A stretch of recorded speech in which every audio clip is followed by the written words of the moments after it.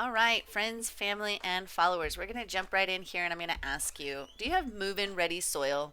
Of course you don't. Nobody has move-in ready soil. Although my husband would argue with me and he would say that some of the people in the Black Hills of South Dakota have move-in ready soil. But even then, you still got to break it up a little bit to put a seed in it. So if you don't have move-in ready soil in your backyard, that's okay. I'm going to show you my backyard. Right here, I'm raking up what we recently disked just to get it kind of loose so that I could even rake it. And I'm just going to push it into a row. I've had taller ones, shorter ones, but basically I'm going to hoe this into a row all the way down to the bottom. Most of us have soil that looks something like this in our backyard. It's not move-in ready. You can't just walk outside, sprinkle some seeds, and voila, we have peppers and tomatoes and eggplants and all this wonderful stuff. So what would you consider move-in ready soil? Well, I'll tell you, most of your packages have something described as likes it best in quote sandy loam. Well, none of us have sandy loam. Let me show you what that looks like. This is the mysterious sandy loam. It's black, it's luscious, it feeds your plants, it's fantastic. It's not in your backyard. I know some of us have done the Google thing. What type of soil is best for growing plants? And we get this answer, this mysterious sandy loam, and how it's for our healthy plants to thrive, you will need it, and how we need to add compost and do this or that. And it gets a little overwhelming, especially when pictures like this pop up. This just makes my head spin. I don't even know what to do with this, much less what it's trying to tell me. So what do when you go back outside? And you start to do something. You know, you have soil, you just have to do something with it. There's going to be something you can grow. So your first step, if you live in an area like mine where you have to hoe up, you're going to hoe up this row and you're going to do what I like to call splitting the row and filling it with the soil that is best to start your plants in.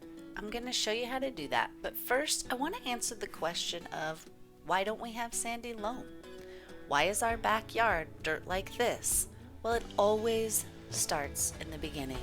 And if you want an answer from the beginning, you have to look in Genesis. You see, in Genesis chapter 3, 17 through 19, it lays it all out for us. And unto Adam he said, Because thou hast hearkened unto the voice of thy wife, and hast eaten of the tree, of which I commanded thee, saying, Thou shalt not eat of it, cursed is the ground for thy sake. In sorrow shalt thou eat of it, and all the days of their life. Thorns and thistles shall it bring forth to thee, and thou shalt eat of the herb of the field. In the sweat of thy face thou shalt eat bread, till thou return unto the ground, for out of it wast thou taken, for dust thou art, and unto dust thou shalt return. This explains why you have dirt that just isn't sandy loam all over the earth. Now raise your hand if you've never dealt with a thorn or a thistle in your life. Yeah, okay, I didn't think so. Every one of us has dealt with some sort of thorn or thistle in our life. So what do? We get back to work.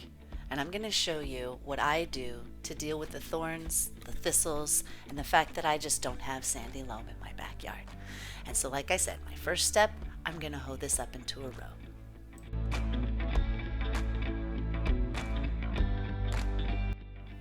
Now that I've done that, I'm going to take my rake and I'm just going to kind of flatten out the top of the row a little bit.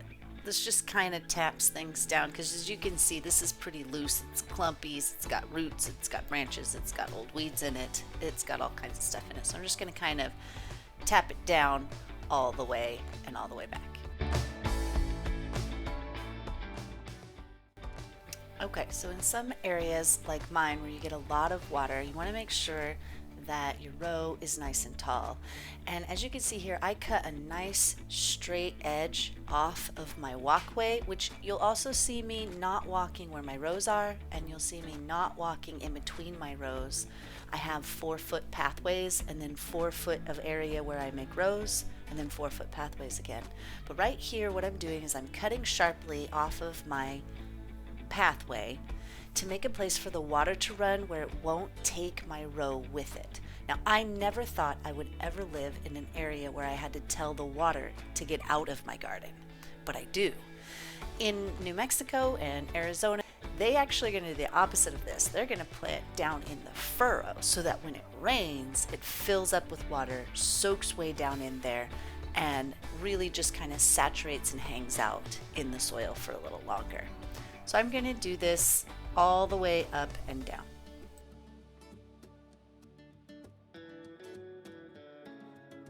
All right, now I'm going to take my handy dandy garden shovel and I'm going to split this row all the way down. Now I'm literally just taking this one row and I'm kind of splitting it in the middle where it looks like it's going to be 2 rows, but it's not. What we're going to do is we're going to fill the center here with some compost. Now, why do I fill it with compost and directly plant in my compost? Well, compost isn't sandy loam, I'll tell you that much. But for you to get all of this clay, dirt, rough stuff with the clumps and the branches and all of that to turn into a sandy loam, you're going to need a lot of compost. So you might as well take your row, split it in half, put the compost right in between those 2 little mounds, plant directly in your compost. As your season goes on, that compost is going to start to leach the microbes into your surrounding soil, remember, because it's in the middle of these 2 little mountains, and it's going to start to break down and it's going to start to change your backyard soil just a little bit at a time. It's very difficult to take thousands of pounds of compost and till it into your 100-foot by 50-foot garden space. But if you take 1 row at a time, put the compost right down the center of it, eventually all of your dirt will become that sandy, loamy, wonderful stuff, but you have to start somewhere. So this is how I do it.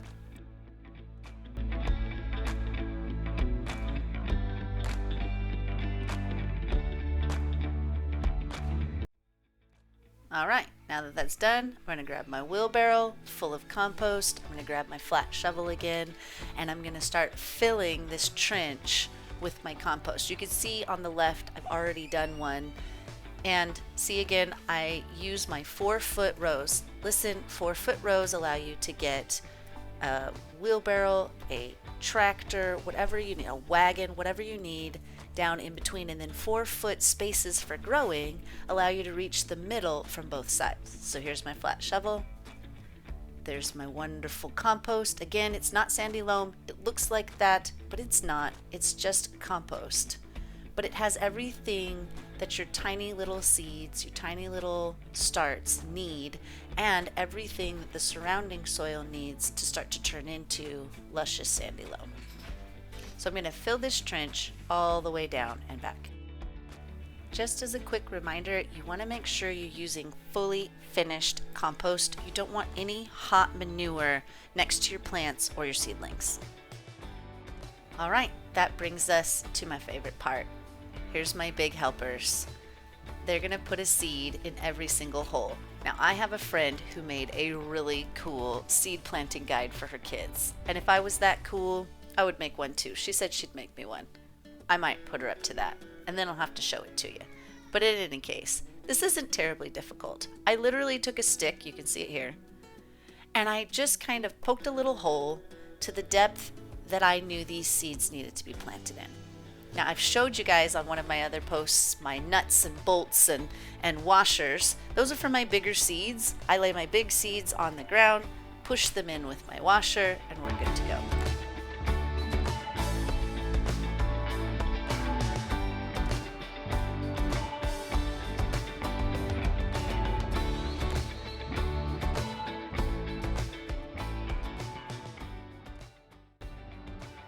In this case, I was putting bush beans next to my already growing carrots as companions and succession.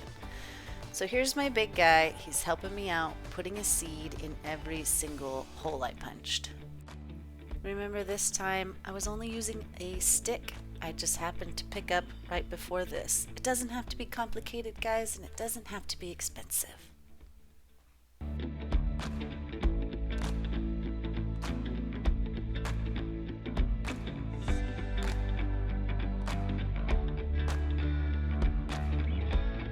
I want to take a second here and show you how I open my seed packets. This is a trick my father-in-law taught me, and he was an excellent gardener.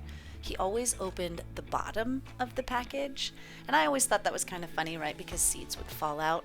But actually, the reason he did it was so that at the top, you could still see what you planted.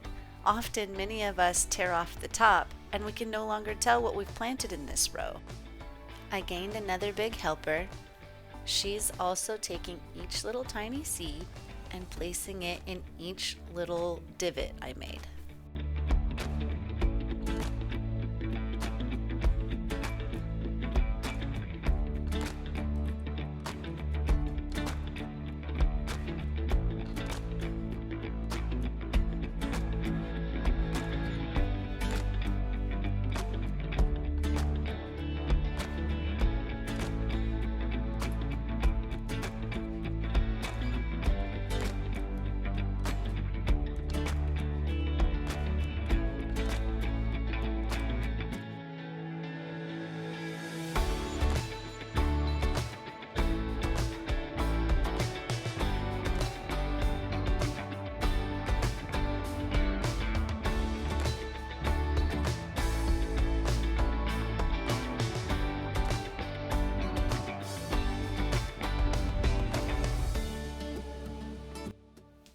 Once we made it all the way to the end of the row, we had to cover up the seeds.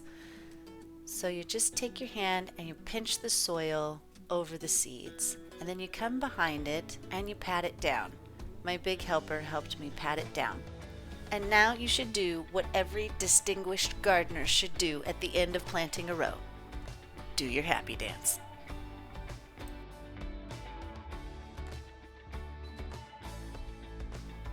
So what is my ultimate goal for showing you all of this? It's showing you that even if you have years of gardening or no gardening experience whatsoever, you can get something in the ground. Just start somewhere. Plant something. And hopefully this will help you see how you are amazingly blessed beyond measure, no matter how many thorns or thistles might be in your backyard. Through Jesus, a little hard work, a little sweat of your brow, you too can have plants galore. I hope that you have enjoyed this episode of Blessed Beyond Measure. Please remember to like this video, subscribe to our channel, and hit that notification button so that you can hear all about what we're doing next. God bless you and have a wonderful day.